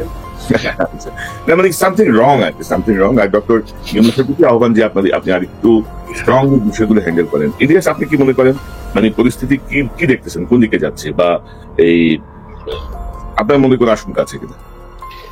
আমিও কনক্লুশনে যাই, কারণ হচ্ছে যে এতক্ষণ যা বললাম সেটা একজন দেশের নাগরিক, আমার মনে হয় একজন দর্শক যে চিন্তাটা করছে সেই কথাগুলো আমি কিছুক্ষণ আগে বললাম। কিন্তু এখন এইখানে যদি আলোচনা শেষ হয় তাহলে মানুষ হোপলেস হবে, তাহলে কি হচ্ছে কি হইতে পারে। দেখেন, আমাদের দেরি হয়ে গেছে, এটা সত্য কথা। যদি আপনি চিন্তা করেন, এখন আমরা বলছি সবাই আওয়ামী লীগকে নিষিদ্ধ করতে হবে, আমার এই কথাটা মানে দুইভাবে করার সুযোগ নাই। আওয়ামী লীগ নিষিদ্ধের ক্ষেত্রে পৃথিবীর ভিতরে যদি একটা প্রাণী জীবিত থাকে সেটা আমি সবার আগে, বাট তারপরও যুক্তির খাতিরে বলি। কারণ বাংলাদেশে মুসলিম লীগ আছে না, এখনো বাংলাদেশে এখনো জাসদ টাসদ বহুত দল আছে না, নিষিদ্ধ করা লাগে নাই তো, নিষিদ্ধ করতে হয়েছে না। নিজামী ইসলামী পার্টি অনেক পার্টি ছিল, বড় বড় পার্টি ছিল, ইভেন মাওলানা ভাসানীর দল পর্যন্ত তো এখন খবর নেই। যদি মানুষ না চায়, দল এমনিতেই চলবে না, দল এমনিতে ব্যান্ড হয়ে যায়। মানুষ চায় কিনা, মানুষ তো চায় না। আমরা আলোচনা করেই বোধহয় আওয়ামী লীগকে আরো বেশি মানে চাই কি না চাই, কিন্তু আমরা তাদেরকে চাই না চাই তার চাইতে সবার আগে আমাদের চোখের সামনে যে আওয়ামী লীগ গুলো আছে তাদেরকে আমরা সরিয়েছি এখন পর্যন্ত। যদি আমি ক্যান্টনমেন্ট বাদও দেই, ক্যান্টনমেন্ট তো সুপার ক্লাস, এরা তো আবার সুপিরিয়র, এদেরকে নিয়ে তো কিছু বলা যাবে না। এরা তনুকে ধরে ধর্ষণ করে মারা ফেলছে, তনুরে মারার পরও ক্যান্টনমেন্টে সেই ব্রিগেডিয়ারের বিরুদ্ধে এখন পর্যন্ত কোনো বিচার, নামও বলে নাই কেউ। আমি অনেক চেষ্টা করেছি তনুর পরিবারকে, তার পরিবারকে নানান ভাবে এই গোয়েন্দা সংস্থার লোকজনই করেছে। এই দেশে যদি সেনাবাহিনীর নিয়ে বলতে চাই, 5 তারিখের পর থেকে যত সমস্যার কারণ, সব সমস্যার মূল কারণ হচ্ছে সেনাবাহিনীর কতিপয় এই দুষ্কৃতিকারী। এরা 32 নম্বরে ভাঙতে যাওয়ার সময় বাধা দিয়েছে, এরা প্রথম আলো সামনে নিয়ে তারপরে সেনাবাহিনী দাঁড় করিয়ে রেখেছে। এরা গিয়ে এই পর্যন্ত যত আলেমরা বের হয়েছে, সে আলেমদেরকে আপনি জানেন কনক ভাই, আমি সেনাবাহিনীর প্রতিনিধিকে আমি একদম সরাসরি বলেছি যে আপনাদের এই অফিসার করছে, বললো হ্যাঁ আমরা দেখছি, আমি এখনই দেখছি, আমাদের সামনে বসে ফোন দিল ঢাকাতে। কি হয়েছে? এখনো পর্যন্ত আলেমদেরকে জামিন দেয় না। জজ সাহেব জামিন দেয়, সেনাবাহিনীর এই ডিজিএফআই ফোন করে তারে থ্রেট করে। এই জন্য সেনাবাহিনী, এই জন্য আমাদের দেশে সেনাবাহিনী নাকি? তো এটা করছে সেনাবাহিনী এখন পর্যন্ত। আওয়ামী লীগ যদি নাকি আপনি ছাত্ররা, আমি আপনাদের অনেক কমপ্লেন করলাম, এখনো পর্যন্ত আপনাদের সুযোগ দিচ্ছে। আগেই বলেছি খুব বেশি দিন সময় নাই। এই ছাত্রদল ছাত্র শিবির যাদেরকে আপনারা এখন তুচ্ছ তাচ্ছিল্য করে কিছুই নিজেদেরকে বিশাল আকারে সাম্রাজ্যের মালিক মনে করেন, এই ছাত্রদল ছাত্র শিবিরের কারণেই 5 তারিখের ঘটনা ঘটানো সম্ভব হয়েছে। আপনাদের পক্ষে করা সম্ভব হইতো না এখন ভাবে, এটা মনে রাখেন। তাদেরকে নিয়ে ছাত্রদল ছাত্র শিবির মারামারি করবে, টেন্ডারবাজি করবে, অনেক কিছু করতে পারে। তাদের ব্যাপারে কথা বলতে গেলে খুব সাবধানে কথা বলেন। যারাই 15 বছর অন্তত সরকারের সাথে হাত মিলায় নেয় তাদের ব্যাপারে, সো তাদেরকে হিসাব করে যেমন কথা বলতে হবে। আর আপনারা যারা কিনা এখন পর্যন্ত আওয়ামী লীগের যে লোকজনগুলো আছে, যারা মনে করেন যে আপনারা কয়দিন পর টাকা পয়সা নিয়ে তারপরে খুব ভালো অবস্থানে থাকবেন, সেই ছাত্রদেরকে বলতে চাই, যদি নাকি আসলে এই দেশে থাকতে চান, আমি আবারও রিপিট করি, দেশে যদি থাকতে চান, পরিস্থিতি যা হয়েছে আপনি দেশেই থাকতে পারবেন না। আসিফ নজরুল অলরেডি তার বউ বাচ্চা আমেরিকায় পাঠিয়ে দিয়েছে। সে টাকা পয়সা যা পাঠাচ্ছে একদম দায়িত্ব নিয়ে বলছি, আপনাদেরকে গ্যারান্টি দিয়ে দিলাম, আসিফ নজরুল আমেরিকাতে প্রপার্টি কিনেছে। প্রপার্টি কার মাধ্যমে কিনেছে সেটাও জানি। পরিস্থিতি আসুক, পরিস্থিতি আসলে আপনারা জানতে পারবেন, তখন এই ক্যান্টনমেন্টের ঘটনা যেমন আজকে বের হয়েছে ওইভাবে সবকিছু সামনে নিয়ে আসা হবে। আচ্ছা, এই যে টাকা পয়সা নিয়ে এই করছেন, এটা নিয়ে বাঁচতে পারবে না। কি করতে হবে? যেটা করতে হবে সেটা হচ্ছে এই যে হত্যা মামলার আসামিগুলো আছে না, এটার উপর আপনাদেরকে সবার আগে এমফেসিস করতে হবে।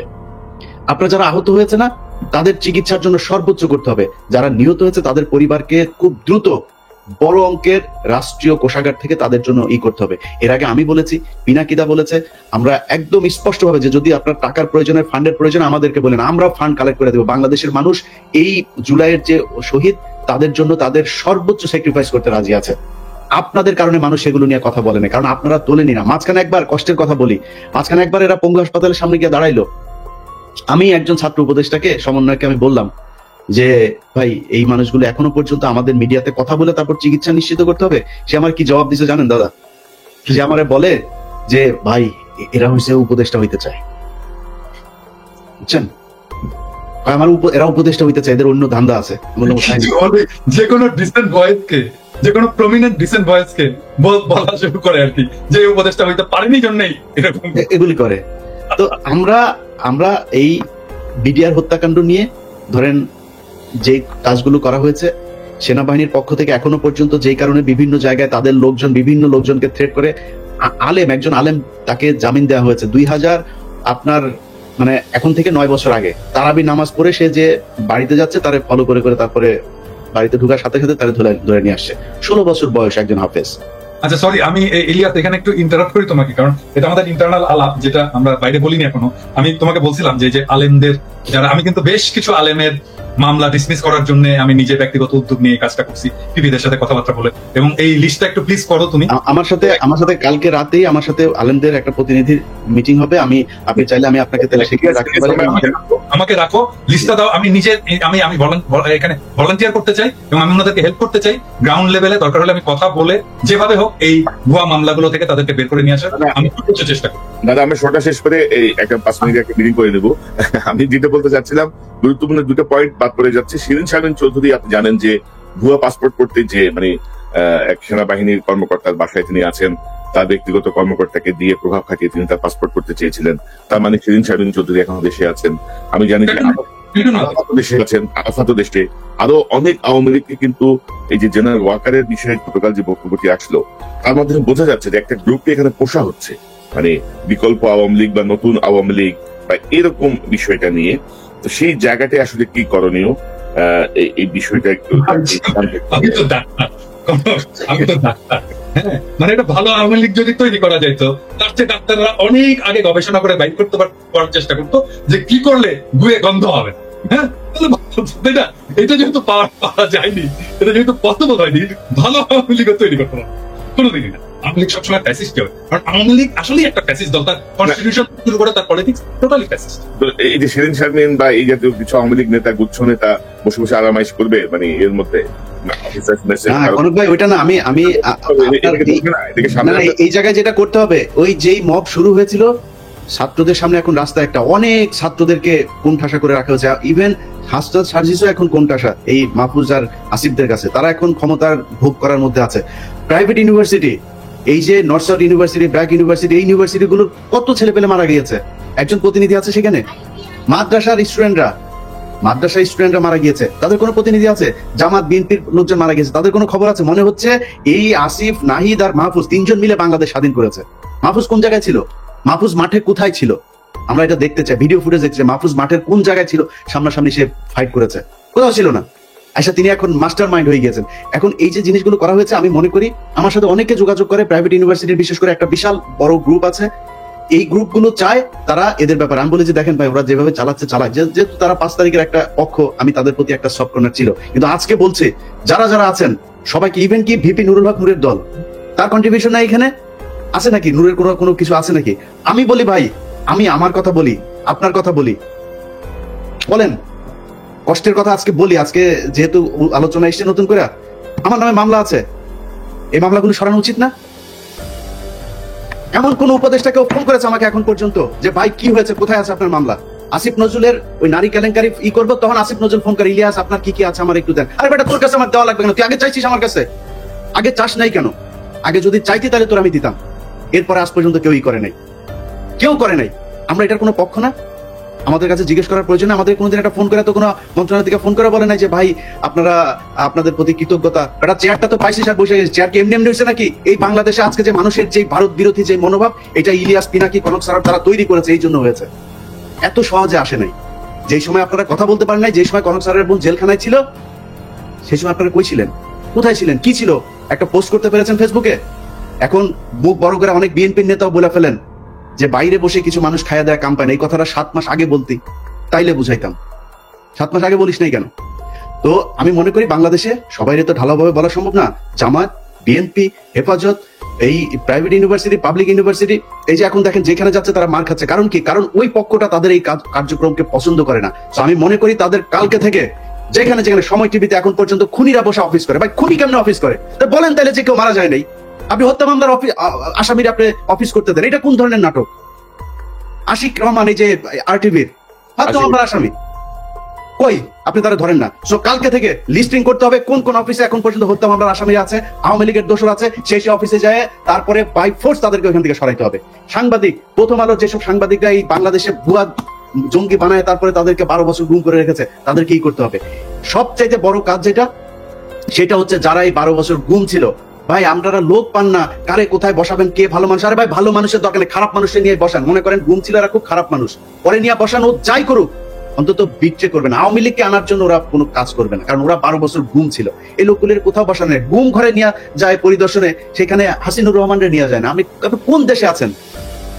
আপনার এই ওয়াকারের গায়ে আগুন জ্বলা যায় হাসান নাসের আর আসিনুরের নাম শুনলে। আপনি কে ওয়াকার মিয়া? আপনার জীবনের সবচাইতে বড় পাপ, আপনি যে দুজকে যাবেন, আপনি নাকি মাগরিব থেকে এসা পর্যন্ত আপনি নাকি কোরআন ছাড়া কিছু বুঝেন না। আমাদেরকে বুঝাই গেল ভাই, আজকে বলি নামটাম না বলি, আমার আর কনক ভাইরে আর্মির প্রতিনিধি দল এসা নিউ ইয়র্কে এসে বুঝাই গেল, উনি মাগরিব থেকে এসা পর্যন্ত কারোর সাথে দেখা করেন না, কোরআন শরীফ পড়েন। এইভাবে নাকি কেমনে পরে চশমা চোখে দিয়ে এইভাবেও দেখা গেল না, একদম সামনে বসা। আমরা বিশ্বাস করলাম। আমরা কিন্তু তারপর থেকে পিনাকি দাদার কাছে আমি মাপ চাই আজকে। পিনাকি দাদা আমারে বলছে যে তুমি ইয়ারে কেন করলা, ওয়াকারে কেন ব্ল্যাঙ্ক সাপোর্ট দিলা? ওকে দাদা ইয়ে করেন, দেখেন বিডিআর এটা নিয়ে ভালো একটা রেজাল্ট আসবে। ফারাবির এখন পর্যন্ত ছাড়ে নাই। আমারে বললো ইলিয়াস আপনি কি চান? আমি বললাম আমি চাই বাংলাদেশের আলেমগুলো, যে আলেমরা, যে ছাত্রদল, ছাত্র শিবির, যেই ইয়েগুলো লোকগুলোকে শেখ হাসিনা 12 বছর জেলে পাঠিয়েছিল, তাদের সবাই ছাড়বেন। ফারাবির নাম ধরে বলেছে, ফারাবির এখন পর্যন্ত ছাড়ে নাই। তো পিনাকিদার কথা সেদিন না শুনে আমার ভুল ছিল, আজকে বুঝতে পারলাম। এই জন্য পিনাকিদার কাছে সরি। অতএব এই জায়গাগুলো ঠিক করতে হবে। আমরা কারোর আর বিশ্বাস করি না, আবার ফের সেই জায়গায় আসতে হবে। যারা আছেন কালকে থেকে লিস্টিং করতে হবে, লিস্টিং করে তারপরে ঠিক করতে হবে কোথায় কোথায় কোন কোন অফিসে আওয়ামী লীগের দালাল আছে। দল নিষিদ্ধের আগে এদেরকে আগে এখান থেকে সরাইতে হবে। নাইলে যারা এখন এই যে আওয়ামী লীগের লোকজন দেখেন, বিএনপির ভাই এবং জামাতের ভাইদের বলি, তারা এখন আপনাদের দলে যাওয়ার জন্য পারাপারি করে না, কালকে দেখবেন সবার আগে আপনারা ধরবে। অতএব জামাত, বিএনপি কোনো দলের মধ্যে কোনো ভাগাভাগি নাই। আপনাদের ভেতরে রাজনৈতিক সমস্যা থাকবে, খুনোখুনি হবে, মারামারি হবে, সব হবে, এক জায়গায় এক হইতে হবে। সেটা হচ্ছে আওয়ামী লীগ বাংলাদেশে কোনোভাবে পুনর্বাসিত হইতে পারবে না। ব্যাস, এই জায়গায় আর কোনো কিছু নেই। সবাই প্রস্তুতি নেন, আবার বিপ্লব শুরু হবে ইনশাআল্লাহ। দাদা আপনার কোনো মন্তব্য?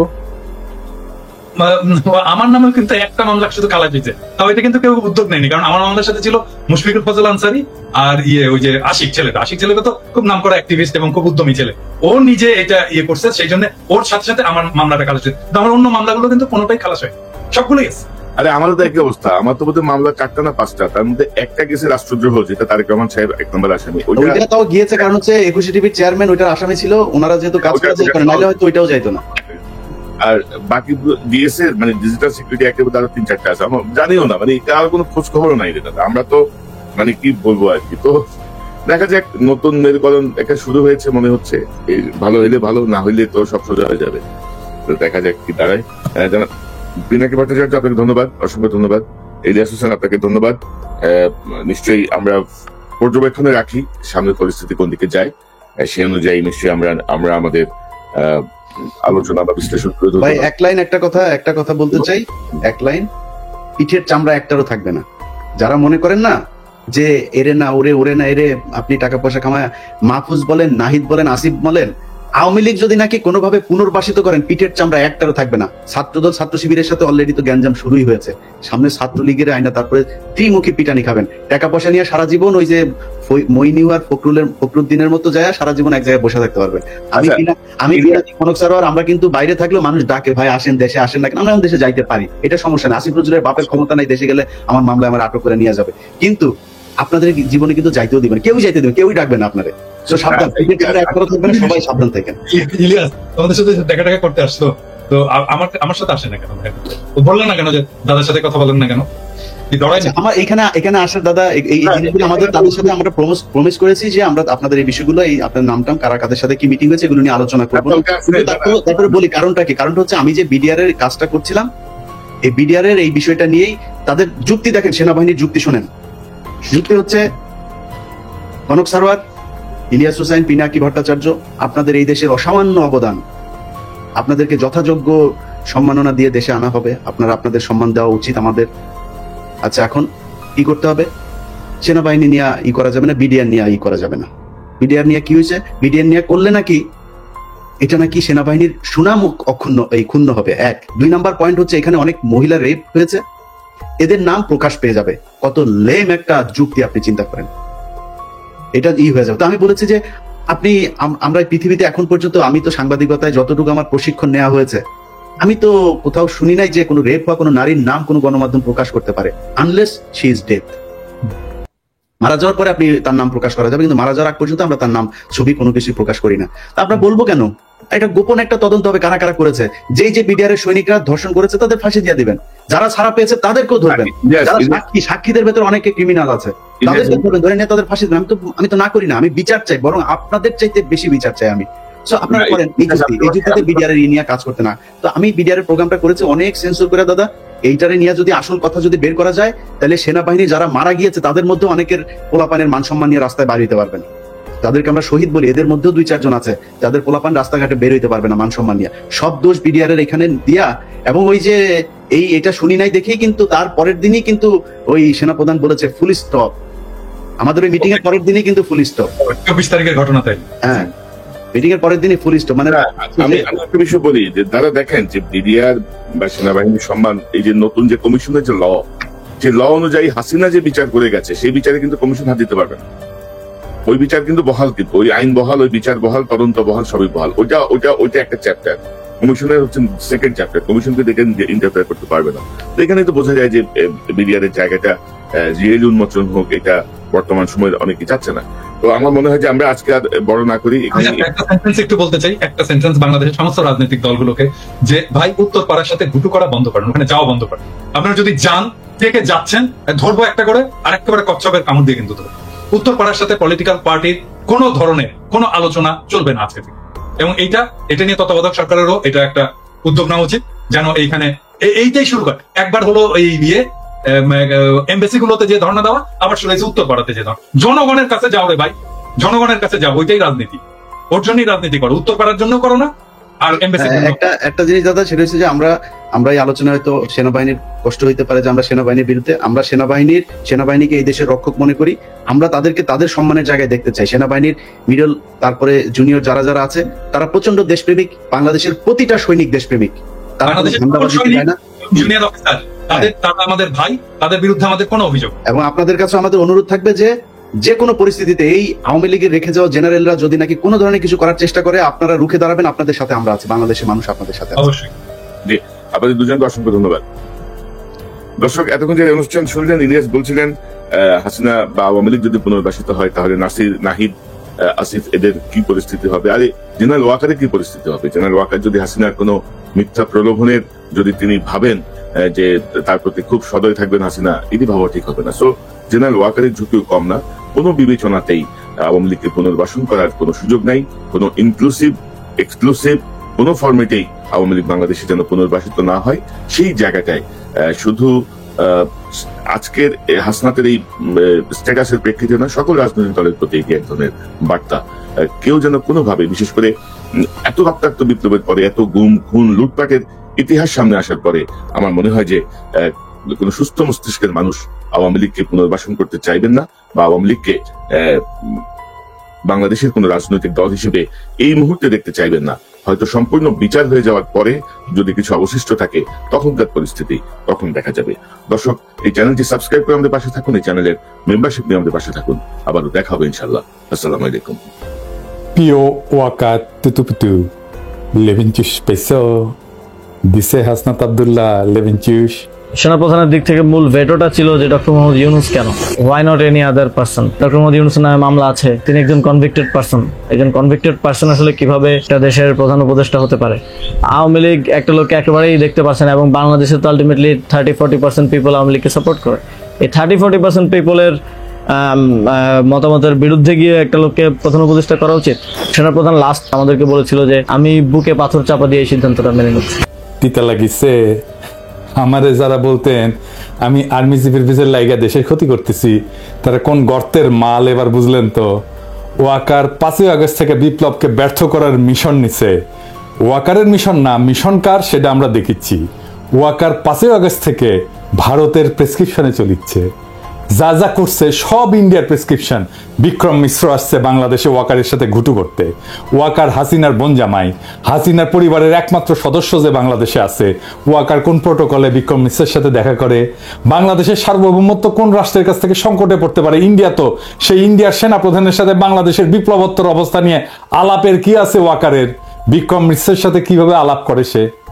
সবচেয়ে বড় কথা, বিক্রম মিশ্রের সাথে সে আলাপ করার আগে কোন অনুমতি নিছে? নেয় নাই। এই ওয়াকার 600-র বেশি আওয়ামী লীগার খুনি পুলিশকে রক্ষা করছে জনরোষ থেকে, তারপরে নিরাপদে পার করে দিয়েছে সবাইকে। আয়নাঘরগুলোর এভিডেন্স ধ্বংস করছে ওয়াকার নিজে। প্রফেসর ইউনূসকে আয়নাঘরে ভিজিট করতে বাধা দিছে ওয়াকার নিজে, তারপরে আঙ্গুল উঁচায় হুমকি দিছে। কেউ না, আমি একা রুখে দাঁড়াইছি ওয়াকারকে। আমার বিরুদ্ধে চলে গেছে সবাই, আমার বিরুদ্ধে কি ভয়ঙ্কর ক্যাম্পেইন চালাইছে এই ওয়াকার আর তার সাঙ্গপাঙ্গরা। আমি কারো নাম বললাম না, আপনারা চেনেন সবাইকে। ওয়াকারের আসল মিশন তাহলে আসলে কি? আমরা ক্ষুদ্রকালে ক্লাস 1-এ মনে হয় একটা গল্প পড়তাম, গনি মিয়ার গল্প। আমার বয়সী সবাই জানেন। গল্পটার শুরুটা এরকম ছিল, গনি মিয়া একজন গরিব চাষী, তার নিজের জমি নাই, সে অন্যের জমি চাষ করে, এরকম আর কি। ওয়াকারের নিজস্ব মিশন নাই। ওয়াকার মিয়া একজন গরিব চাষী, তার নিজের মিশন নাই, অন্যের মিশন নিয়ে কাজ করে।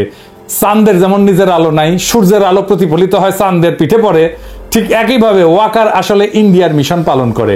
ইনফ্যাক্ট আর্মির জেনারেলরা বেশিরভাগই ইন্ডিয়ান লেসপেন্সার। এদের মেরুদণ্ড বেচা দিছে মোদির কাছে, আর বিসি দিছে কার কাছে জানি না। এদিক সেদিক করলে বিসি ধরে চাপ মারে। এই ইন্ডিয়ান মিশন কি? ইন্ডিয়ান মিশন একটাই, আওয়ামী লীগকে ফিরে আনা, আবার বাংলাদেশে তাদের রাজনীতি করতে দেওয়া। বিএনপিকে প্রতিশ্রুতি দিচ্ছে ওয়াকার আর ইন্ডিয়া সামনে নির্বাচনে বিএনপি সরকার গঠন করবে। যদিও আওয়ামী লীগ অংশ নেবে, কিন্তু আওয়ামী লীগ তো কোনো বড় দল হিসেবে সংসদে থাকবে না। তাহলে ইন্ডিয়ান দখলদারিটা মজবুত হবে কি দিয়া? সেটার আবার আর একটা তরিকা আছে। ইন্ডিয়া কখনোই বাংলাদেশে তার দখলদারি মজবুত করতে পারবে না যদি না সমাজে, রাজনীতিতে ইন্ডিয়ান ন্যারেটিভ গুলো বজায় না থাকে। কি কি সেই ন্যারেটিভ? মুক্তিযুদ্ধ, ধর্মনিরপেক্ষতা আর অসাম্প্রদায়িকতার পক্ষে বলতে হবে। জামাতকে বাংলাদেশের শত্রু বলতে হবে, ধর্মীয় উগ্রবাদের বিরুদ্ধে বলতে হবে। ঠিক এই কাজই করতেছে বিএনপি। দেখেন, সে অসাম্প্রদায়িকতার কথা বলতেছে, ধর্মীয় উগ্রবাদের কথা বলতেছে, ধর্মনিরপেক্ষতার কথা বলতেছে, মুক্তিযুদ্ধের কথা বলতেছে, চেতনার কথা বলতেছে, 72-এর সংবিধানের কথা বলতেছে। তার মানে আওয়ামী লীগ যা কিছু বলতো তার সবকিছু এখন বিএনপি বলতেছে। বিএনপি হয়ে উঠছে নতুন আওয়ামী লীগ। ইন্ডিয়া বিএনপিকে সেট করলো সরকারি দল হিসেবে। এখন তো বিরোধী দল লাগবে। এটা ইন্ডিয়া বিরোধী দল ঠিক করে দিতে চায় বাংলাদেশে। আওয়ামী লীগের জন্য জাতীয় পার্টি ঠিক করে দিয়েছিল বিরোধী দল হিসেবে। জাতীয় পার্টির নেতা হারামজাদা জিএম কাদের নির্বাচনের আগে ইন্ডিয়া যাইতো আর পানি পড়া নিয়ে আসতো এইভাবে। আবার বলতো ভারতের সাথে কি আলাপ হয়েছে তা কওয়া যাবে না। হারামজাদা, ওরে বাইরে রাখছেন কেন? হারামজাদাকে এক্ষুনি গ্রেপ্তার করেন। কি জন্য গ্রেপ্তার করবেন সেটা পরে দেখা যাবে, আগে গ্রেপ্তার করেন। দেখেন, ও তো মাখন খাইছে। মাখন খাইছে না? ও মাখনের জিনিসগুলো বের করা যাবে, কি কি মাখন খাইছে। ওই টাকা খাইছে, বাংলাদেশের টাকা খাইছে, ওইগুলো বের করা যাবে। ওকে আগে ঢুকান ভিতরে। বিএনপির বিরোধী দল হিসেবে ইন্ডিয়া আওয়ামী লীগকে চায়, একটা বিশুদ্ধ আওয়ামী লীগকে চায়, একটা ভালো আওয়ামী লীগকে চায়। আর এই আওয়ামী লীগ বানাইতে দায়িত্ব দিছে ওয়াকারকে ইন্ডিয়া। হ্যাঁ, গুয়ের আবার ভালো মন্দ। গু আমাশার গু হইতে পারে, ডায়রিয়ার গু হইতে পারে, শক্ত গু হইতে পারে, লেটকা গু হইতে পারে, গুই। আওয়ামী লীগের আবার ভালো মন্দ কি? আওয়ামী লীগ ভালো হইলেও সেটা গু, খারাপ হইলেও সেটা গু। এই ভালো আওয়ামী লীগে কে কে থাকবে আসেন সেটা দেখি।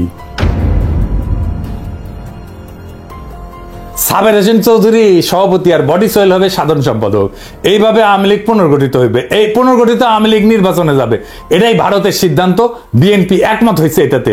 ওয়াকার এটা এক্সিকিউট করার দায়িত্ব নিছে। ওয়াকার এটা ঠিক করে দিবে। সবাইকে ডাকিচ্ছে, হাসনাতদেরকেও ডাকিছিল। সব রাজনৈতিক দল এটা ওকে করে বলে দিয়ে আসছে। এই যে ইউরোপের রাষ্ট্রগুলোর মধ্যে ব্রিটেনের সমর্থন আছে, ইংল্যান্ডের রাষ্ট্রদূত আছে না ঋষি সোনাকে নিয়োগ দেওয়া যে সারা কুক, উই এইটা ঘুট পাকেচ্ছে বিদেশিদের তরফ থেকে। এই কারণে সাবের হোসেন চৌধুরীকে জেলে রাখা যায় নাই, এবং সেই জন্যই মাঝে মাঝে সাদা চামড়া গুলো আইসে মাঝে মাঝে ঘুটু করার চেষ্টা করে, বিভিন্ন জায়গায় ঢোকার চেষ্টা করে। নির্বাচন কমিশনও নাকি এরা ঢুকিছে, ওরা নাকি আবার ইলেকশন আবার মনিটর করবি। ইলেকশন মনিটর ঢুকুর দিব একেবারে পিছন দিয়া। আর কে কে থাকবে এদের সাথে? শেখ ফজলেনুর তাপস, শিরিন শারমিন চৌধুরী, সেলিনা হায়াত আইভি, আর সিলেটের সাবেক মেয়র শিন শারমিন ওয়াকারের প্রোটেকশনে ক্যান্টনমেন্টে আছে এখনো। টাইম মতো ওয়াকার বের করবে, মানে ইন্ডিয়া যখন বলবে আর কি ওয়াকারকে। ও তো আবার ইন্ডিয়ার কথা ছাড়া সরে না, হাগামতাও করে না ও ইন্ডিয়ার কথা ছাড়া। শালা এমন একটা দেশ বানাইছে যার সেনাপ্রধান শত্রু দেশের আদেশ না শুনে কিছু করে না। Now, coming on to specifically what you asked for Bangladesh, as far as Bangladesh is concerned, it is too early to take any decision for us. I am very clear, the present military to military relationship is very strong, and we keep exchanging notes on regular basis to avoid any kind of a misgivings. Waker আবার চালাক আছে, বলে army ইনস্টিটিউটে ক্ষতি করা যাবে না। কারণ হাইসা নিহি, হ্যাঁ, যখন প্লট নেওয়া, গাড়ি নেওয়া, কদম ভুসি খাওয়ার হাসিনার হোকাচাটা, তখন জেনারেলরা। আর যখন বাম্বু খায় জেনারেলরা, তখন ইনস্টিটিউটের পিছে লুকায়, মানে সৈনিকদের পিছে লুকায়। 5ই আগস্টে পেট মোটা ওয়াকার সৈনিকেরা তোমার সাথে ছিল, জুনিয়র অফিসাররা তোমার সাথে ছিল।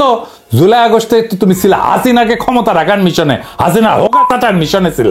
5ই আগস্ট সৈনিক আর জুনিয়র অফিসারদের বন্দুকের নল ঘুরে গেছিল জালেমের দিকে। কোনো কমান্ড শুনে নাই সৈনিকেরা, নিজের বিবেকের কমান্ড শুনিছে ওরা। জেনারেলদের কেনা যায়, সৈনিকদের কেনা যায় না, কারণ ওরাই সেই সংখ্যাগরিষ্ঠ জনগণের সন্তান যারা দেশকে ধারণ করে। তোরা শালা মনে করিস দেশটা উপনিবেশ, তোরা কলোনি, আর ওরা মনে করে দেশটা আমার, সেজন্য বিবেকের কথা শোনে। আর তুই যেহেতু মনে করিস কলোনি, সেজন্য ইন্ডিয়ার কথা শুনিস। তোরা সব কয়টা জেনারেল ইন্ডিয়ার কথা শুনিস। এরা কৃষক শ্রমিকের সন্তান, দরিদ্র মধ্যবিত্তের সন্তান। এই সৈনিকেরা ওদের পিওর হার্ট, ওরা জানে ওদের সম্পদ একটাই, তা হচ্ছে বিবেক, তা হচ্ছে ইনসাফ। ওরা কখনো ভুল করেনি। 1971 করেনি, 75 15ই আগস্টে করেনি, 75 7ই নভেম্বরে করে নাই, 2024 5ই আগস্টে করে নাই। ওরা আবারও দাঁড়াইতে হলে জনতার পক্ষে দাঁড়াবে। পেট মোটা জেনারেল ইন্ডিয়ান দালাল লেসপেন্সারদের পক্ষে দাঁড়াবে না। ওরা কোনোদিন মেরুদণ্ড বেছে দেওয়া জেনারেলদের পক্ষে দাঁড়াবে না। মুজিবকে জয় বাংলা করার সাহস হিম্মত সিনিয়র অফিসারদের হয় নাই, জেনারেলদের হয় নাই, হইছে সৈনিক আর জুনিয়র অফিসারদের। খালেদ মোশাররফের খুব ব্যর্থ করে দিছে সৈনিকেরাই, আর জুনিয়র অফিসাররা ভারতের কাছে বাংলাদেশের নতজানু আর্মির জেনারেলদের, সৈনিকেরা জুনিয়র অফিসাররাও। ওয়াকার বাংলাদেশের সেনাপ্রধান থাকার নৈতিক অধিকার হারাইছে। বাংলাদেশের সেনাবাহিনীর ইজ্জতকে সে ধ্বংস করে দিছে। নিজের পজিশনকে সে খুনি হাসিনা তার দলের স্বার্থ ভারতের আজ্ঞায় পালন করতেছে। জনগণের টাকায় বেতন নেওয়ার নৈতিক অধিকার ওয়াকারের নাই। জনগণের টাকায় বেতন নিয়ে ইন্ডিয়ার এজেন্ডা পালন করা যায় না ওয়াকার মিয়া। এখন বুঝছেন কারা ছাত্রদের বিরুদ্ধে দুর্নীতির অভিযোগ ছড়াইছে, কারা ছাত্রদের ভিতরে অনৈক্য সৃষ্টি করেছে, কারা নাইদের মিটিং এ বরিশালে ঝামেলা করেছে, কারা ওর বিরুদ্ধে রয়্যাল এজেন্ট হওয়ার অভিযোগ তুলিছে, কারা আমাদের বিপ্লবী জনতাকে মব বলে অভিহিত করেছে, কারা আমাদেরকে বাংলাদেশের স্থিতিশীলতার শত্রু বলছে। এদের ভুলে যাবেন না। আপনারা সবাই রেছে নেন। যারা বাংলাদেশের রাজনীতিকে ষড়যন্ত্র দিয়ে ব্যাখ্যা করে তাদের রাজনীতি পরাজিত হবে। আজকের শিক্ষা এটাই, আমাদের রাজনীতি বিজয়ী হয়েছে। আজকের করণীয় কি এখন? তাইলে প্রথম করণীয়, ওয়াকারকে পদত্যাগ করতে হবে। সেনাবাহিনীর ভারত প্রেমী জেনারেলদের উৎখাত করতে হবে। সেনাবাহিনীতে একটা সংস্কার কমিশন বসাইতে হবে। গুম খুনের কুশীলব সকল অফিসারদের পুলিশের হাতে সোপর্দ করতে হবে। জুলাই বিপ্লবে যে অফিসাররা নিজেরা গুলি চালাইছে, গুলির অর্ডার দিছে, তাদের পুলিশে সোপর্দ করতে হবে। কর্নেল রেদওয়ান কেমনে চাকরি করে ওয়াকারের বাচ্চা, আমাদের ছেলেদের উপর নিজের হাতে গুলি করে রেদওয়ান কেমনে আমাদের টাকায় বেতন নেয় সেনাবাহিনীতে থেকে। এখনো বেতনের টাকা কি মিয়া তোমার বাপের জমিদারি থেকে দাও ওয়াকার? ইনস্টিটিউটের সম্মান নষ্ট করা যাবে না, তাই না? মিয়া বেকুবের বাচ্চা, তুমি মিয়া সম্মান নষ্ট করলা কার? ইনস্টিটিউটের সম্মান নষ্ট করছে কে? আর্মির সম্মান নষ্ট করছে কে? কইছিলাম না হারকুলিস হবা না, বুকের মধ্যে স্টেন্ট লাগাই রাখছো, হার্টের রুগী, ওই হাডুন তোমার নাই। তোমারে কইছিলাম আঙ্গুল তুলবা না, ওই আঙ্গুল আমরা চিনি। সকল আওয়ামী লীগারদের সরকারি চাকরি থেকে বরখাস্ত করতে হবে, সকল আওয়ামী লীগের ব্যবসায়ীদের ব্যবসা জব্দ করতে হবে, অনলাইনে অফলাইনে যারা লিগেল লেসপেন্সারি করতেছে তাদের নিষ্ক্রিয় করতে হবে। কিভাবে করবেন আমরা জানি না।